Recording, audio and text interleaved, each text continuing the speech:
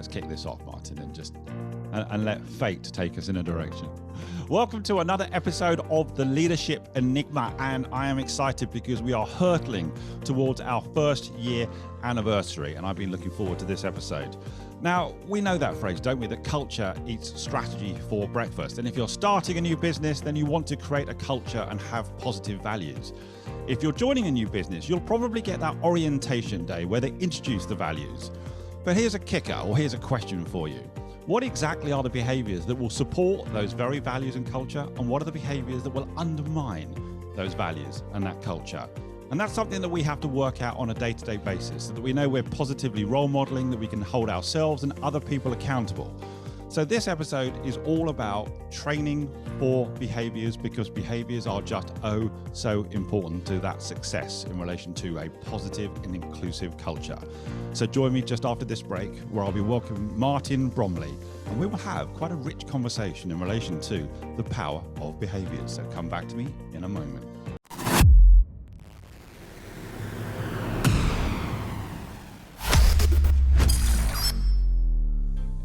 You're listening to The Leadership Enigma, powered by Transform Performance International, a podcast for the insatiably curious to explore the power of human-centered leadership to create real momentum for positive and sustainable change.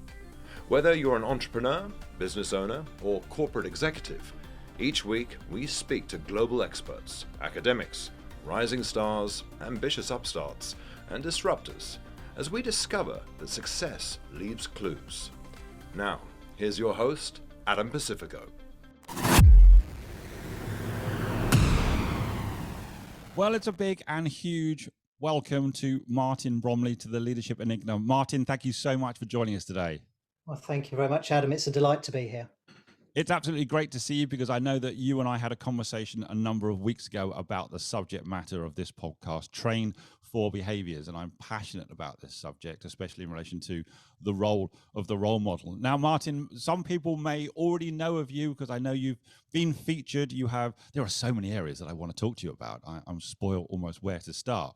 But Martin, let's start with you, because I'd like you to help the listeners understand a little bit about your journey.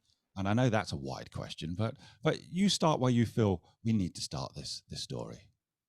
So I suppose my journey really started when I left school. I was 18 and not particularly well qualified, and ended up as a junior clerk working for the Ministry of Defence. I was a civil servant. And at a very young age, I got promoted into a leadership role, which frankly I was terrible at. It was a couple of years of really hard work, of trying to get my head around what leadership was about. I'd been through some courses, and after that period of time in my first leadership role, I was very lucky to be selected to go and do leadership development training. Okay. With the Ministry of Defence. And that then led to a career where I was a trainer, but also then leading small organisations as well in that sphere. And that was great. That was fascinating. The secret passion that I had, though, was to be a pilot. And Right. For various reasons, I hadn't been able to do that earlier on in my life.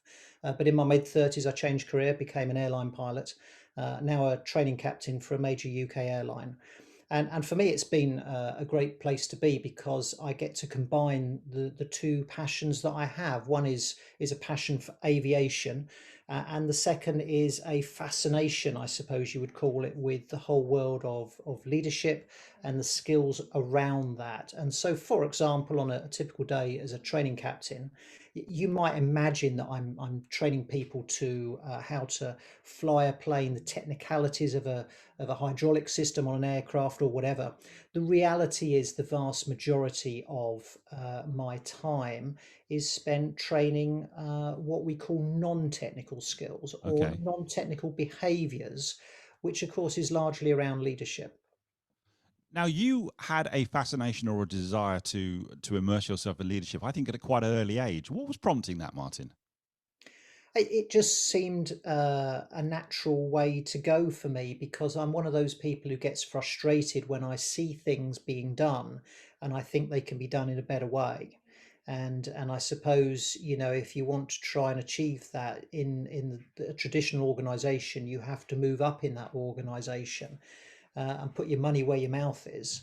and take responsibility for actually making that happen. And as I discovered very quickly, I certainly didn't have any natural talent towards that, which is probably why it's become a lifelong fascination, because it's like a mountaineer wanting to climb a mountain. You're challenged by it, and I suppose I was challenged by leadership.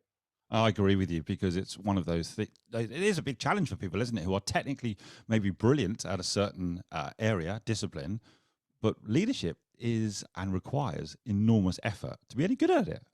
Yeah, absolutely. And it's not something that you can just have a go at and hope that it works out and not really pay much attention to. And as I know we're going to come on to, back in 2005, I suddenly found myself in another world, which was working with healthcare. Yes. And healthcare, still to this day, is probably one of the last organizations or one of the last kind of areas of work where I found that people are still promoted largely on technical merit into leadership roles, and just told to, oh, get on with it, you'll work it out, it'll be fine, sort of thing.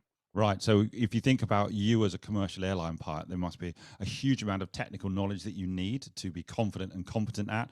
Healthcare, you're right, again, an arena where a huge amount of technical expertise is required. Me from a legal background, maybe overly leveraging technical competence. But this episode is about behaviors. Yeah. And so if I go back to 2005, where there was a deeply personal and tragic incident that you had to deal with, which perhaps, well, you tell me, pushed you in the direction of really trying to understand the power of behaviors. Can you tell us a little bit about 2005? Yeah, so if you just put yourself into my shoes back in 2005, I'm an airline pilot. I've got a young wife. I've got two young children. Normal family life, I suppose you would call it. And I my world of aviation is kind of well understood to me, that uh, we spend a lot of time training people in, as I say, these non-technical behaviours around leadership and situational awareness and decision making and workload management and all that. And my late wife Elaine goes into hospital Yeah. for an operation. Problems occur. She never wakes up after being anaesthetized, and 5 days later, I had to make the decision to switch her life support off. And she died eventually, 13 days after the original attempted procedure. And at the time, I was assured that an emergency basically had occurred when she was anaesthetized. They did all the right things, but it just didn't work out. And I got that, that is life. But but I just assumed, because of how things were done in the world of aviation, that there would be an investigation, not with any attempt to blame, but simply to learn from what had happened, to Right. contribute, if you like, to healthcare, maybe. And maybe there weren't any lessons that could be learned. Maybe it was genuinely just, to quote, one of those things. But as the but I was sorry, I should say I was very lucky. I now understand, in that I was granted an independent review, which was extremely rare. Right. And a few months later, Professor Mike Harmer, who was then the president of the Association of Anaesthetists of Great Britain and Ireland, produced a report, and it started to talk about communication problems. And I didn't really understand at first what he was saying, but as Mike and I spoke and we drilled down into this report, it became evident that all the things that I've alluded to, that I was used to in aviation around leadership, decision making, team working, situational awareness, all those sorts of things, Yes. were where the problems occurred. We had a technically excellent team. They had all the equipment they could have needed. At one stage, there were seven of them in the operating theatre, Right. and but they missed the big picture. The three doctors ended up becoming fixated on one solution. The nursing and anaesthetic assistant staff around them, if you like, the more junior staff, you might say, if you're looking at the hierarchy from the outside, Yes. could see what was happening. That the doctors needed to resort to surgical access to the airway to save the situation, Right. because Elaine was being starved of oxygen. And this more junior group of people tried to raise their concerns, but either didn't know how to do it or simply were unable to get the message across. And in fact, at one point, one of them went out and checked with intensive care to make sure a bed was available. She came back in, she announced the three doctors that a bed was available in intensive care. And according to the inquest, she was looked at by the doctors in a non-verbal way, as if to say, well, what's wrong? You're overreacting. Right. And so there was a whole series of opportunities to deal with the problem that weren't grasped by the team. And so after the kind of review and the inquest, I sat there and I reflected on what I'd heard. And of course, at the inquest, having had the review, I was able to, through my solicitor, ask some more pertinent questions. And a simple question that I wanted my solicitor to ask at the inquest was, to each of the seven people, who was in charge?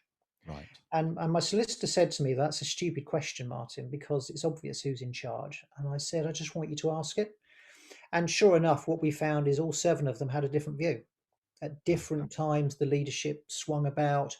There was a dispute about who was really in charge and what was happening. And in fact, the principal anaesthetist, it was principally an anaesthetic issue.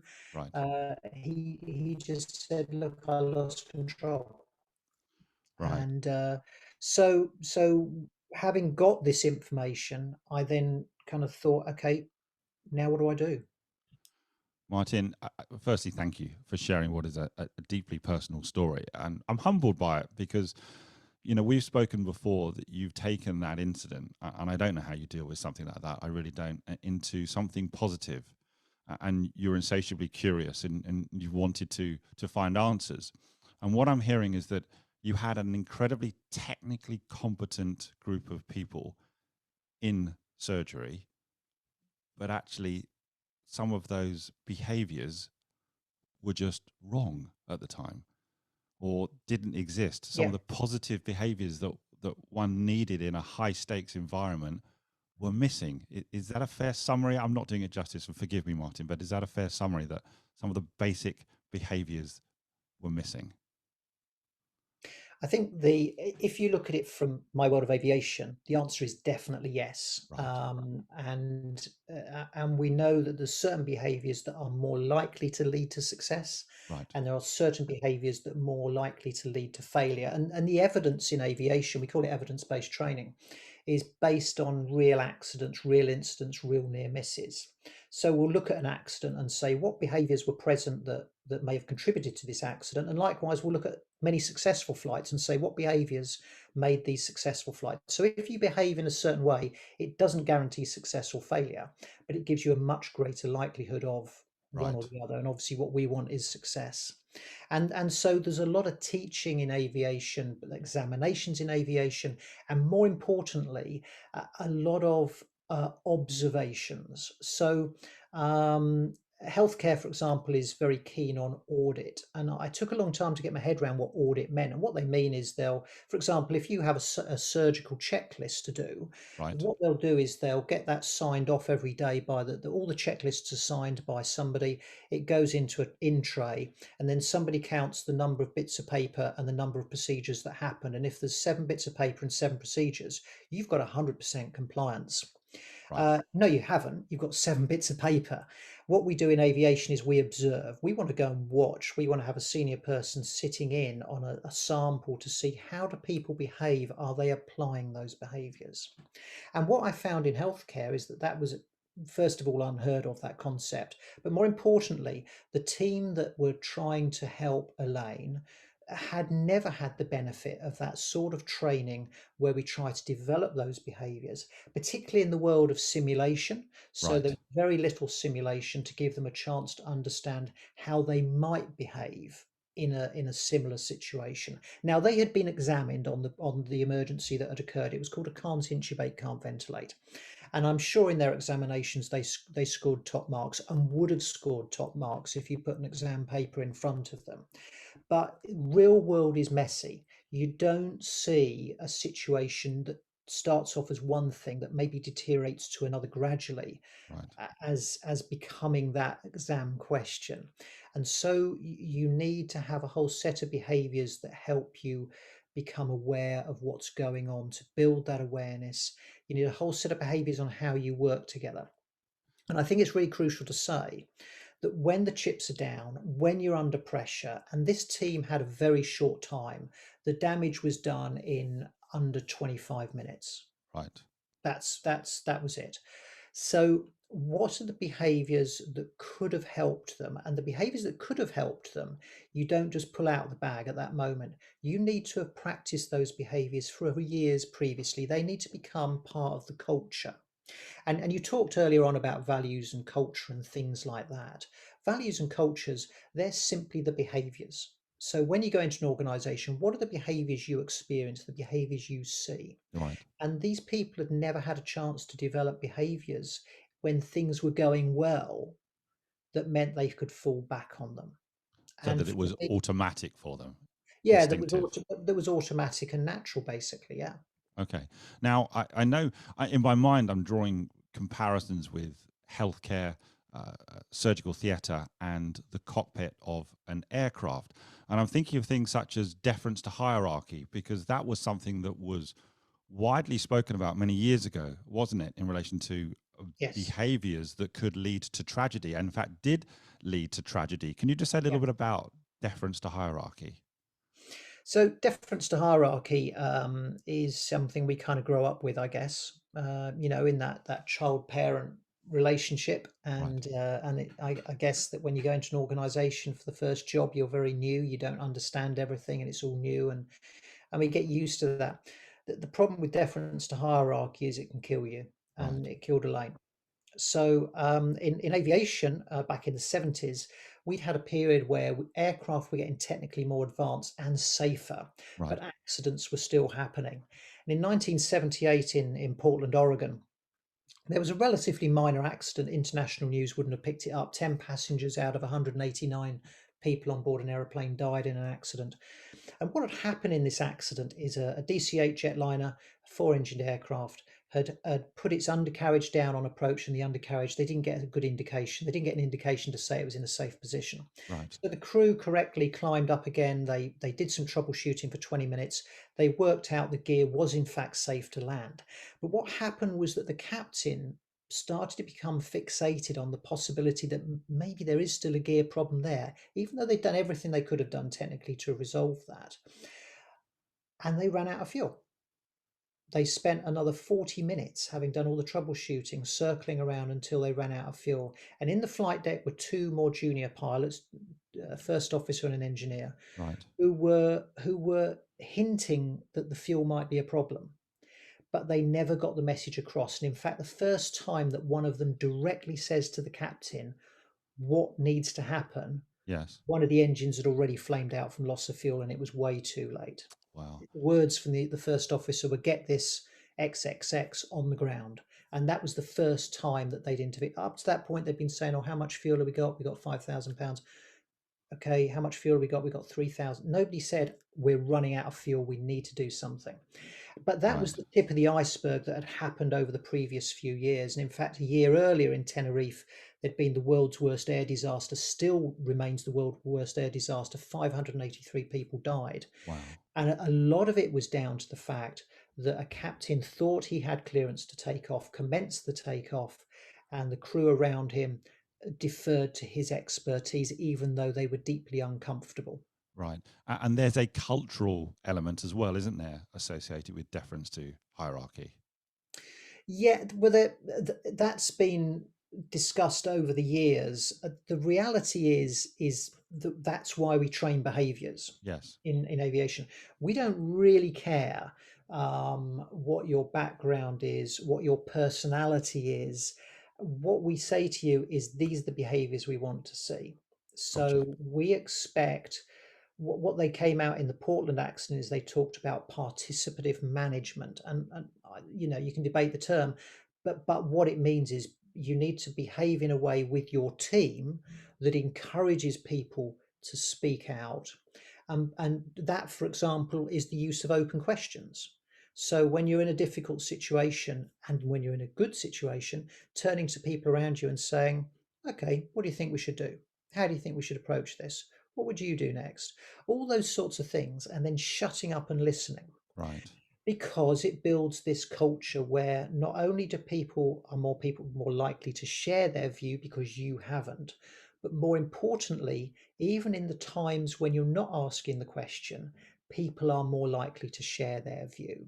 And so when things get really difficult, that's when you really need people to speak up. I've got Right. I was talking to a colleague who works in emergency medicine. He works in an A&E department in London. I spoke to him earlier in the year, just as the kind of the pandemic in was getting really bad in London, and he'd been taking this approach, and he said for him it was transformational. He said, first of all, he said when he's got a patient admitted to A&E, if he simply just stands there and asks open questions of the team around him, if you like the more junior team, he said, it gives him cognitive capacity to think. It gets lots of different perspectives, which he's got time to think over. And we're talking very short time here. We're talking minutes and seconds. He said, but the other thing was, he said, in normal situations, when I'm not asking for input, he said, people will still come up to me now and say, hey, Mark, have you thought about this, or have you noticed Right. this? And he said, it is just change. It's a game changer. And I couldn't agree more with that. Absolutely. This really resonates with me, Martin. As a trial lawyer, I was trained about the power of open questions in order to get somebody's version of events. And sometimes we lose the ability to ask good questions. I've also done some work with Johns Hopkins University and their teach, don't tell, or point of the wedge methodology, where rather than telling people more junior or who are at the medical coalface what to do, they're deploying open questions in order to tease the answer from them and actually teach them as opposed to just telling them. And also, one thing I remember reading one of the books, which you're probably aware as well, is the checklist manifesto, Yeah. where a surgeon, whose name, forgive me, I've just forgotten, Atul took. Gandhi. Yes, thank you. So the surgeon took the checklist manifesto, or the use of checklists in the cockpit, and brought that into the surgical arena. Any thoughts on that?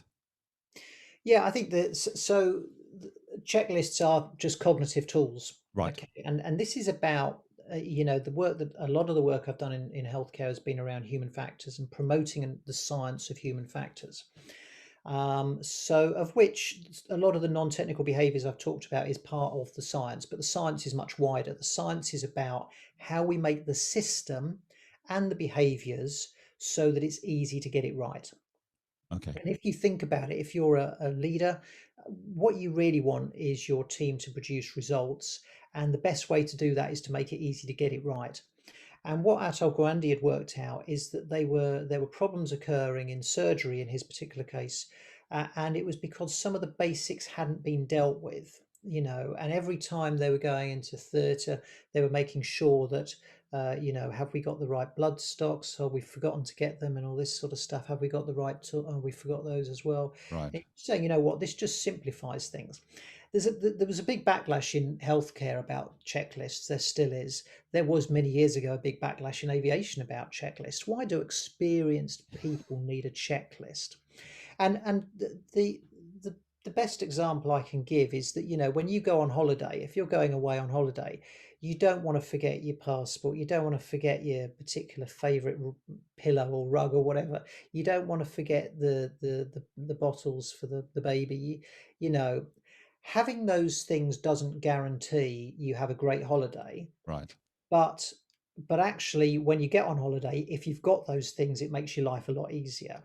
And so a checklist is about making sure you've got the things, the critical things, to help you then do your brilliant thing, whatever it might be, as a surgeon or as a pilot or whatever. Right. And it gives you the chance to use your cognitive capacity on the important things. So if you're a surgeon and there's been a bleed, for example, you don't want to sit there thinking, did anybody get the blood stocks ready? You don't want to think that. You want to know that it's been done, Right. as just one example. And so a checklist sets you up for success. However, the only thing I would say is that when Atal Gawande looked at healthcare and aviation and picked on the checklist, what he was actually picking on was the lowest lying fruit. The real lesson from the aircraft he looked at, the B-17, was other things around the design of the aircraft originally to make it easy to get it right. Because what they did is when they designed the aircraft, they made a really big mistake. Right. They put the wheel, the thing that put the wheels down and the thing that put the flaps down next to each other in the flight deck, and the levers were the same. And when they put it in service, a lot of pilots made mistakes, and they were putting the gear down when they should have moved the flaps. They were putting the flaps up when they should have put the gear up, and accidents were happening. And it took an engineer to work out that these accidents weren't happening in a very similar type. And when they looked at the similar type, the levers were different and they were placed in different places. So this design of the system often has a far bigger benefit than just trying to change behaviors. So in your organization, you always need to ask yourself, when you make a change as a leader, is this going to make it easy for people to get it right? How's it going to make it easy for people to get it right? And in that respect, as a leader, you need to understand what the real world is like at the front line. You can't make those decisions in glorious isolation, because making it easy to get it right is going to give you the outcome you want. Making it easy to get it right is a great phrase. And was it ego in some way that was blocking the acceptance of a checklist in arenas where there were very bright, very technically competent individuals? Was that an aspect of it where it was almost, it's too basic? It was being presented as something that was too basic to people who were doing something very complex? I think partly it was, yeah, let's be honest about this. But I think also partly it was about the checklists that were being designed in healthcare were marvelous things. They were designed to cover every little bit. The risk managers had a field day. I'm going to produce a Right. perfect checklist, so I can't be blamed by the lawyers. Right. So what I say, and what we do in aviation, is a checklist is a tool. Give you an example. When I'm about to land an aircraft, we have a three-line checklist, three actions that are absolutely critical that they need to make sure they're done. That's all we check. I don't have a checklist that tells me how to land a plane. Right. Okay, that's something I learn. So a checklist is very short. It's very punchy. Have we done X? Yes or no. Have we done Y? Yes or no. Is Z in the correct position? Yes or no. That's all it needs.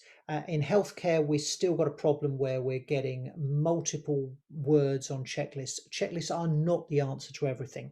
They're simply a cognitive tool. If Right. they make it easy to get it right, great. If it's not used because it's too long-winded, then it's a waste of time. Get rid of it. It's not a compliance certificate, as you say. Absolutely, It's a yes. cognitive tool, and I'm assuming that a checklist will help you when things are starting to go wrong. And I don't know whether you know the answer to this question. Did a checklist play a part in obviously Miracle on the Hudson? Yeah. And obviously, as they were trying to land that commercial airliner on the Hudson, is that something then that comes into its own? Because as you're trying to process things so quickly in an unbelievably high stakes environment, it allows you to do the basics Yeah. for sure.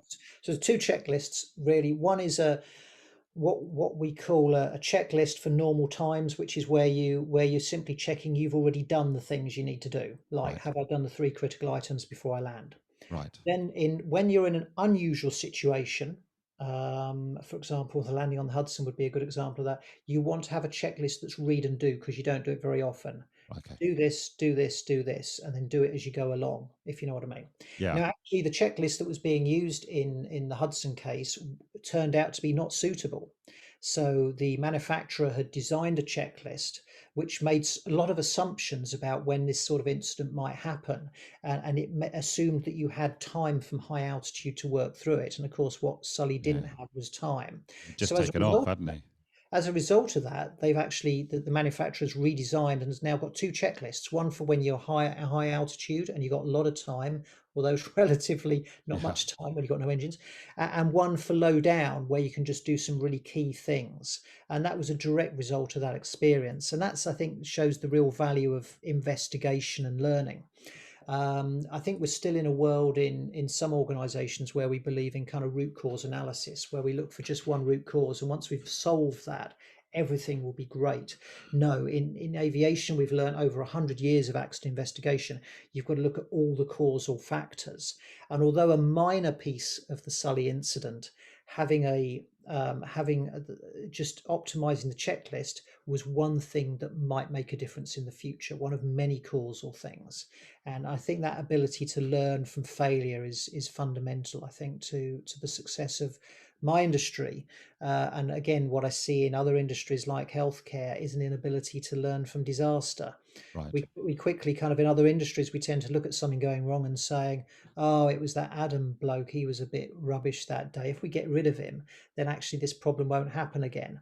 Actually, in most organizations, you discover, if you get rid of the bad egg, that actually that person wasn't the bad egg, and it can easily happen to somebody else. So that's why we need to be better at learning as well, which is again fundamental part of the leadership journey. Right. So life just isn't that simple, isn't it? And it definitely wasn't me, Martin, just so I let you know. But with this, you mentioned something I want to pick up on, and that we've got to learn from failure. And the airline industry is very good at this, isn't it, in relation to Yeah. people being able to report incidents. Am I right in this? Anonymously, in order to learn, not to Yeah. judge, not to point fingers. And I appreciate if there is a tragedy, if there is a serious incident, then there is a full aircraft investigation. But tell us a little bit about the power of learning from failure, which the airline industry has embraced for obvious reasons. Yeah, so it's all about just culture. And in essence, when something goes wrong, we split the learning and the blaming, or Right. the learning and the accountability. And that is enshrined actually in international recommendations from the United Nations, from the International Civil Aviation Organization. It's enshrined in UK law, in how the Air Accident Investigation Branch work, for example. And we're about to have a change in the law in healthcare, which will set up a statutory body to do exactly the same. So when something goes wrong, we the danger is if you know somebody, if you've made a mistake and something bad's happened, what you don't want is to clam up and say no comment, my honour, or my lord, or whatever you say in legal terms.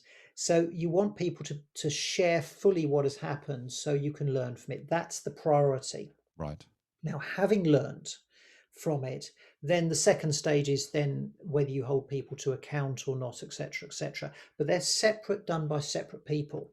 And again, when I came into healthcare, and I suspect it's the same in a lot of large institutions and organisations, what I discovered was that when an incident occurs, then the people doing the investigating are inevitably the management team of the department where the incident Yes. the incident happened. And so, with the best will in the world, you can't separate the learning and the blaming in that particular, or the learning and the sanction, whatever you want to say. So learning has to be done independently. And the other thing is that learning, as I say, has to look at all the causal factors and look at all the systemic factors. When something goes wrong in whatever industry, yeah, there might be genuinely a bad person. There might be a Harold Shipman, for example, Right. but the reality is that is extremely rare.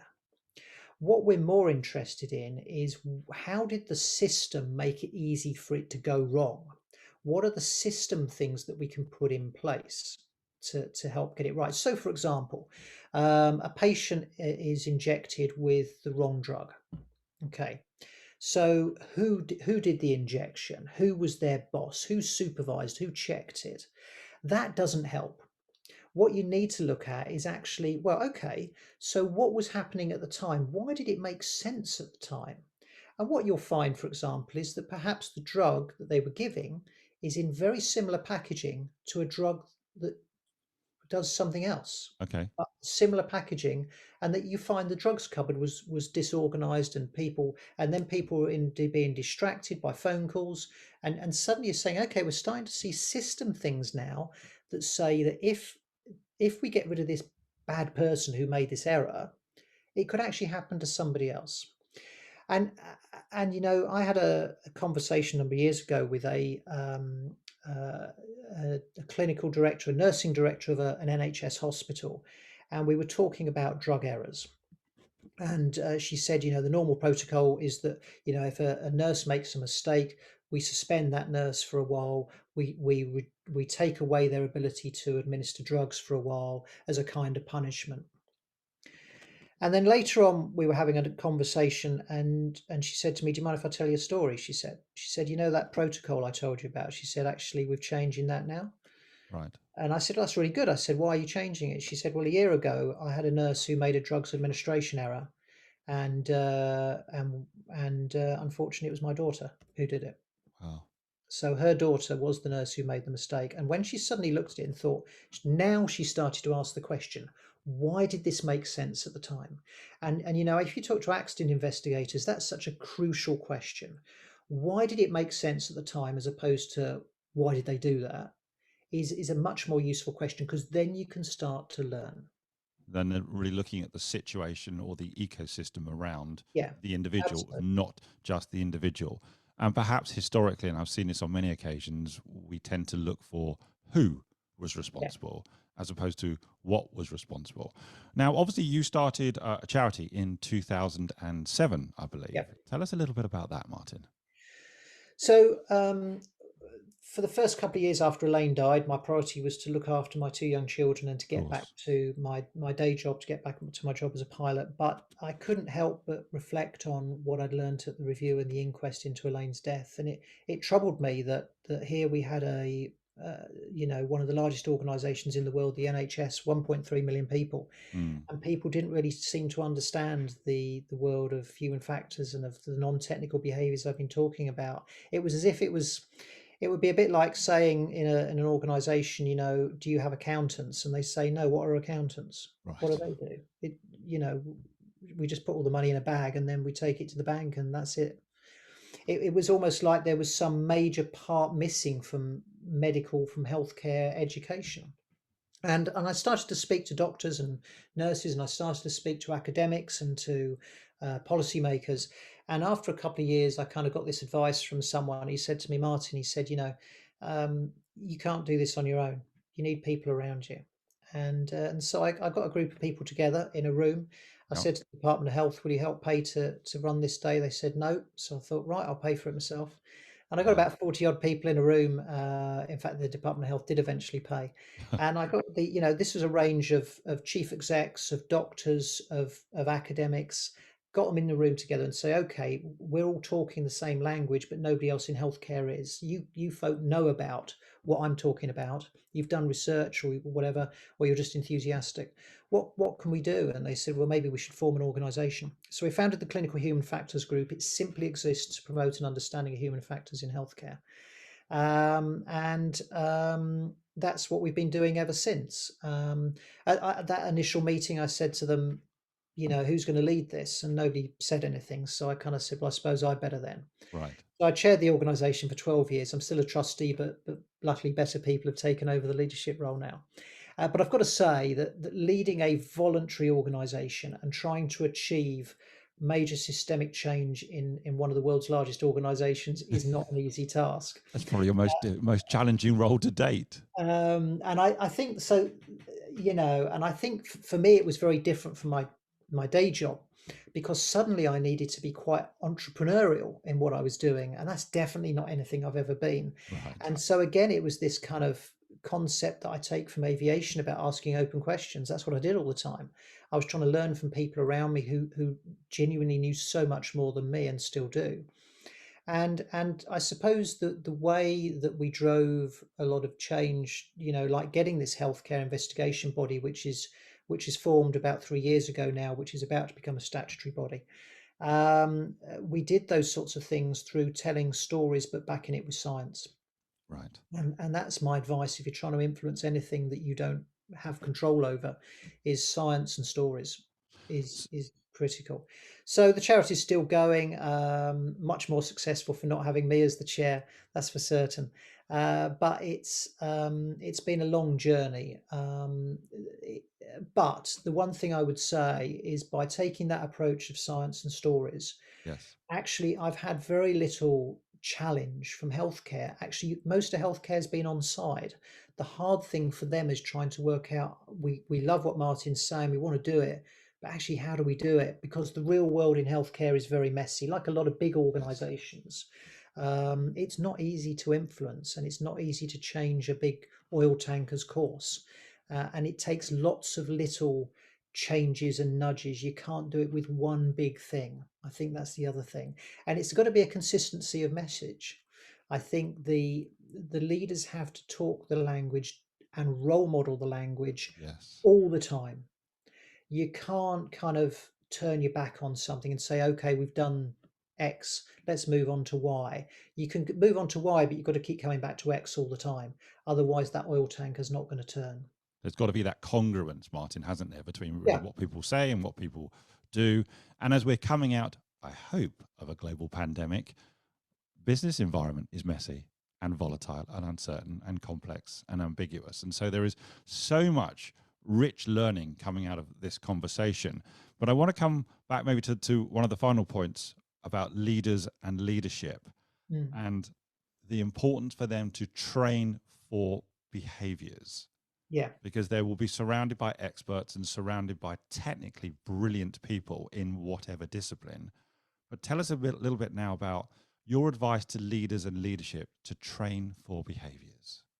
I think the first thing is to decide what behaviors you need to see. Right, We've defined that in aviation. We've got, again, through work done by the International Civil Aviation Organization, we've got a framework of about 9 competency areas, we call them, like decision making, leadership and teamwork, situational awareness, etc. right, Where, but each of those then has kind of 5, 6, 7, 8, 9 behaviors that we look for.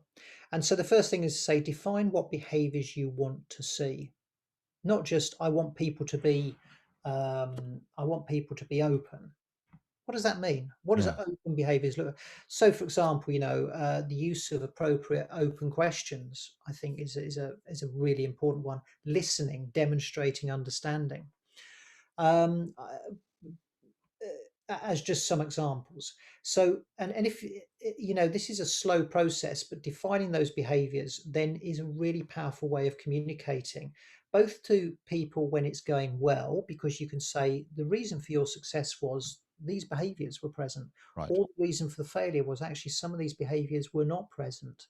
But also when you get somebody new in a leadership role, as I was many years ago, making a complete mess of it, instead of saying to somebody, you need to be more outgoing, what the hell does that mean? I'm not an outgoing person. You can actually say, okay, Martin, this is what you need to do. You need to, again, ask open questions. You need to brief the team each morning on the challenges of that day. You need, or whatever it might yep, be. So thinking about those behaviors and having some perhaps evidence base, and most organizations will have that from customer feedback, actually. What are the things that what are the behaviors that customers don't like? Because there's a high probability what the customers don't like, your employees don't like with each other either. And again, there's been some good, you mentioned John Hopkins, there's some great evidence from them about that. Um, so that's kind of my big advice. And the other thing I would say is as a leader, you need to understand what the front line is like. So it's no good saying I want to see these behaviors or whatever. You right. need to be at the front line. You need to understand the front line work, to understand why they make the decisions they make and why they behave in the way they behave. It's that connection, isn't it, between what is actually going on at the coalface and perhaps the architects of the strategy. And on many Yeah. occasions, there's a disconnect. Another question just popped into my head, Martin, and I wanted to ask this because there was a phrase you mentioned the last time we spoke about, and I think it's relevant here: confident humility. Mm. Tell me a little bit about that confident humility.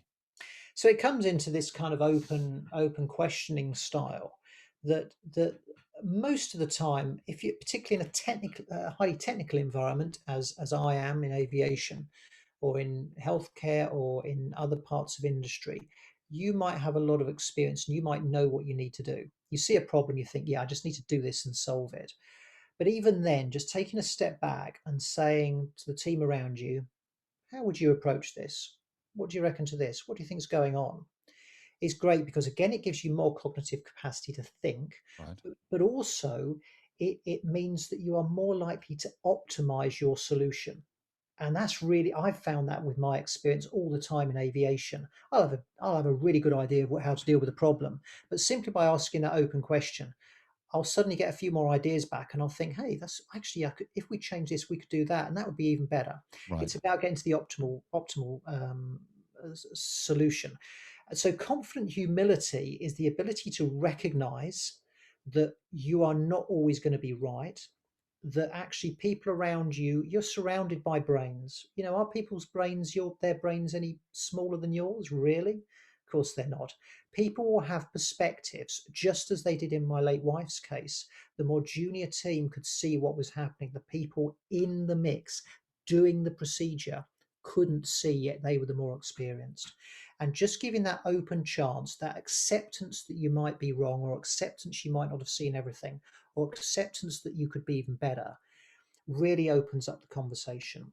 But in times when you are challenged by something that you have never seen before, Right. it's even more important. And confident humility in that case can be simply saying to everybody, look, I haven't got a clue how we're going to deal with this. Give me your thoughts. And this is so linked in to the work that I'm doing at the moment around human-centered leadership and those innate capabilities to be an empowering leader, not the technical competence that we may have acquired in our early years, and maybe the technical competence that we've relied on in order to get to where we are at the moment. And Martin, this is a fascinating episode, and we've touched on so much that I keep feverishly making notes to try and keep up. And my last question, a couple of questions. One is, how could people get hold of you to learn more, to continue the conversation, to get involved in the charity? What's the best way to connect? So the charity website is www.chfg.org. Right. If you want to get in touch with me, you can do it through LinkedIn, alternatively through the charity, which is info@chfg.org. Right. And go through to one of my colleagues, Rebecca. And if you want to find out more about the story of what happened to my late wife and the lessons from it, you can Google on YouTube, for example, "Just a Routine Operation," Right. or read Matthew Syed's excellent book "Black Box Thinking," or Ian Leslie's piece in the New Statesman about my work. Yeah, thank you. Yeah, I know you were featured in Matthew Syed's book, Black Box Thinking. My last question, I promise. This might be a tough one.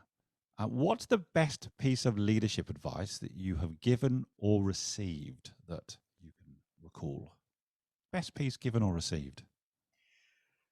Probably it goes back to many years ago when I was in charge of a training team. This is prior to my aviation career. We were a training consultancy based in London, and I was Yes. in charge of the team that delivered the training. And when I came into the team, we had a massive task to keep the business going, which was to double the profits, and otherwise I was going to be out of a job. And also to get the team working in a particular way with skills they didn't have, and they were terribly nervous, the team. And I kind of spent a week getting to know the team and looking at what they were doing. And on the Friday, I called them into a meeting and said, and one of the things I said to them at the time was, look, if we're going to be successful, you're going to have to double your error rate. Right. Double your error rate. And 3 years later, when I left that job, having kept the team, retrained them, and been successful, the one thing they all said to me was that was the most poignant moment when we met, was double your error rate. They said, because suddenly they felt okay, they felt supported, and they felt like they were going to learn. And And, and that's the reality in life. You know, we make all sorts of mistakes. We have to learn from them, because if we don't, we're just wasting an opportunity. and we've got to leverage that learning, haven't we? Yeah, That failure is data. That yeah. failure is learning. Martin, thank you so much for an incredible episode, a very personal episode, and for taking the time out to join me on the Leadership Enigma. I hope you've enjoyed the conversation. I've loved it. It's been really fascinating, and keep doing what you're doing. It's really important to That's get very kind. things out there. Thank you, Martin. You've been an absolute superstar. Join us again next week for more essential insights on the Leadership Enigma. We'd love to hear your comments on today's show, as well as suggestions for future topics and guests. Get in touch with your host on LinkedIn or via our website, www.pca-global.com. Please don't forget to rate, review, and subscribe on iTunes. Thanks for listening.